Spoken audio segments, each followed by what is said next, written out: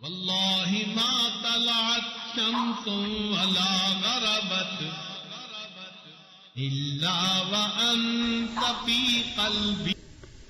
ابن جوزی رحمۃ اللہ کی کتاب ہے بحر الدموع، یعنی آنسوؤں کا سمندر.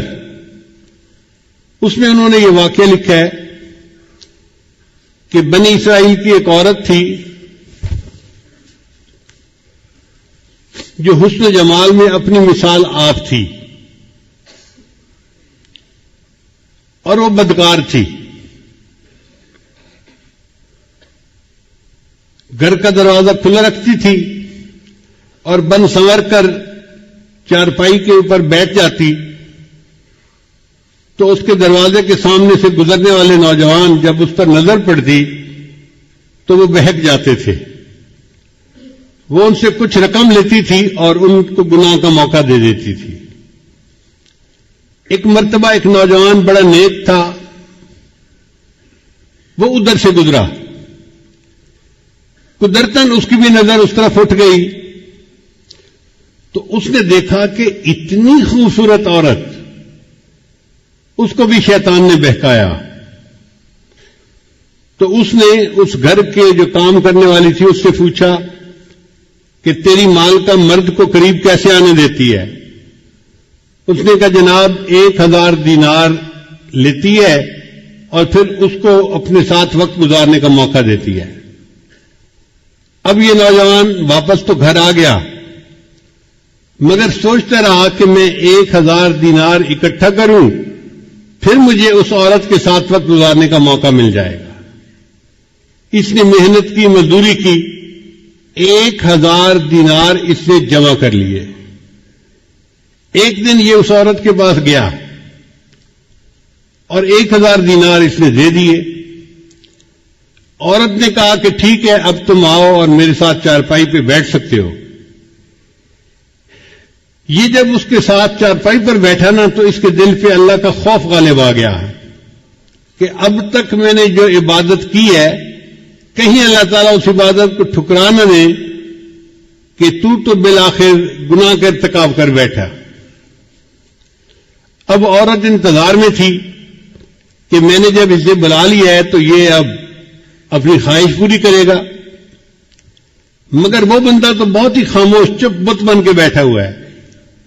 تو عورت نے اس سے پوچھا کہ بھائی میں نے تو تمہیں یہاں نہیں بلایا، تم خود آئے ہو.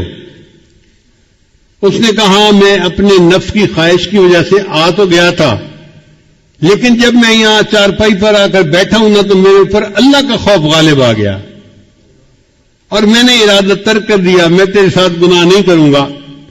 اور جو 1000 دینار میں نے دیے ہیں وہ بھی تیرے ہی، میں تجھ سے واپس نہیں لیتا اور میں اپنے گھر جا رہا ہوں. یہ کہہ کے وہ نوجوان گناہ کیے بغیر اٹھا اور اپنے گھر کی طرف چل پڑا. عورت نے اس سے جاتے جاتے پوچھ لیا کہ تم کس گاؤں کے رہنے والے ہو؟ اس نے گاؤں کا نام بتا دیا.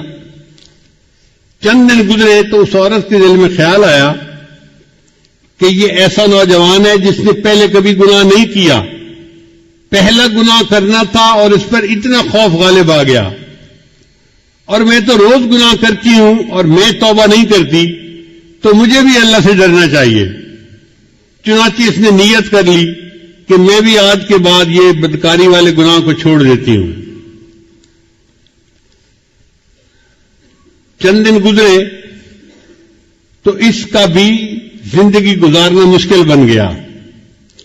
جیسے عورت مرد کی ضرورت ہے، مرد عورت کی ضرورت ہے. اس عورت نے سوچا کہ میں اسی نوجوان کا پتہ کرتی ہوں اور اگر وہ ہے تو میں اس کے ساتھ نکاح کر کے نیکی کی زندگی گزارتی ہوں. چنانچہ یہ عورت اس کے گاؤں میں گئی اور اس بندے کا نام پوچھا. انہوں نے گھر بتا دیا کہ فلاں جگہ گھر ہے. یہ عورت آئی اور اس نے اس کے گھر کا دروازہ کھٹکھٹایا. جب گھر کا دروازہ کھٹکھٹایا تو اللہ کی شان، وہی نیک نوجوان دروازہ کھول کر باہر نکلا پوچھنے کے لیے کہ کون ہے. جب نوجوان کی اس عورت پر نظر پڑ گئی تو وہ تو حیران ہو گیا کہ جس گناہ سے بچ کے میں گھر آیا تھا اب وہ عورت تو میرے دروازے پر چل کر آ کر کھڑی ہو گئی، تو اس نے ایک زور کی آہ بھری اور وہ گرا اور فوت ہو گیا۔ عورت کو بڑا افسوس ہوا، یہ چند دن وہیں رہی، پھر اس نے لوگوں کو بتایا تھا کہ میں تو بھئی اس کے ساتھ نکاح کے ارادے سے آئی تھی اور میں نیکی کی زندگی گزارنا چاہتی تھی۔ گھر والوں کو اس عورت سے ہمدردی ہوئی تو انہوں نے عورت کو کہا کہ وہ بندہ تو فوت ہو گیا، مگر اس کا ایک اور بھائی ہے، ابھی شادی شدہ نہیں ہے، وہ شادی کرنا چاہتا ہے، اگر تم چاہو تو ہم اس کے بھائی سے تمہارا نکاح کر دیتے ہیں۔ تو وہ عورت کہنے لگی بہت اچھا، چنانچہ اس عورت کا اس کے بھائی سے نکاح ہو گیا۔ کتابوں میں لکھا ہے اللہ نے اس عورت کی توبہ کو ایسے قبول کیا کہ اس کو اللہ نے 7 بیٹے دیے اور سب بیٹے اپنے اپنے وقت کے اولیاء بنے۔ بد کردار عورت تھی، سچی توبہ کر کے 7 اولیاء کی ماں بنی، قیامت کے دن اللہ کے سامنے سرخرو ہوگی۔